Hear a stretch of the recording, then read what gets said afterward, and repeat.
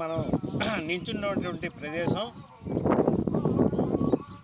సుమారు 78 ఎకరాలు, survey number 2009 ఈ తాలూకా సర్వే నెంబరు. ఇది రాజమన్నారు గోపాలస్వామి గారి తాలూకా భూములుగా చెప్పుకుంటాం. ఈ 78 ఎకరాల్లో ఈ మధ్యకాలంలో చాలామంది లబ్ధిదారులు వచ్చారు.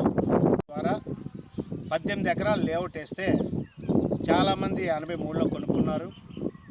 కొనుక్కున్న తర్వాత గత 2 సంవత్సరాల కిందట వరకు కూడా వాళ్ళ సర్వే నెంబర్లు, వాళ్ళ సర్వే రాళ్ళు ఉండేవి. ఈ మధ్యకాలంలో ఏంటంటే ఈ స్థానిక శాసనసభ్యుల తాలూకు అండదండలతో వారు అనుచరులు, మరి బొట్ట భాస్కర్ అనేటటువంటి రియల్ ఎస్టేట్ వ్యాపారి, వీళ్ళందరూ కలిసి ఈ భూమిని ఆ రాళ్ళు గట్ట తీసేసి చదును చేసేయడం వల్ల ఆ తాలూకా కొనుగోలు తాలూకా స్థలాలు ఏవెక్కడ ఉన్నాయో కూడా తెలుసుకెళ్ళేటువంటి పరిస్థితిలో వాళ్ళు స్థానిక శాసనసభ్యుల చుట్టూ, మరి ప్రభుత్వ అధికారుల చుట్టూ కూడా తిరిగిన 2 సంవత్సరాలు బట్టి ఎటువంటి స్పందన లేకపోవడం వల్లే మరి వారం రోజుల క్రిందట వచ్చి వాళ్ళ తాలూకా ఆవేదనని ఇక్కడే వ్యక్తపరచడం జరిగింది.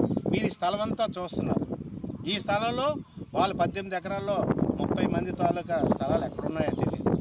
అదీ కాకుండా ఆ స్థలంలో చాలా తక్కువ రేటుకే వాళ్ళ బినామీల చేత కూడా ఇది దొంగలో మంది మీరు అమ్మేయాలని అని చెప్పి కూడా మీకు త్వరలోనే ఆ నకళ్ళన్నీ కూడా తీసి ప్రెస్ వారి ముందు పెడతాను.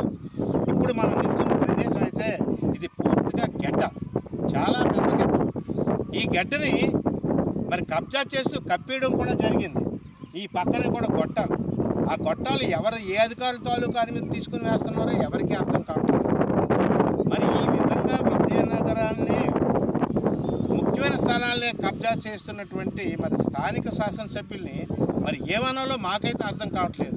నేను 40 సంవత్సరాలు బట్టి రాజకీయాల్లో ఉన్నాను, కానీ ఈ విధమైనటువంటి కబ్జాలు నేను ఎప్పుడు కూడా ఎక్కడా చూడలేదు. మరి ఏమైనా అంటే నేను నీతి నిజాయితీవంత పరుణ్ణి, నేను ఎవరి దగ్గర పైసా ఆశించినటువంటి వ్యక్తి. ఈ కబ్జాలు మరి ఎవరిని అండదండలతో జరుగుతున్నాయని నేను ప్రశ్నిస్తున్నాను.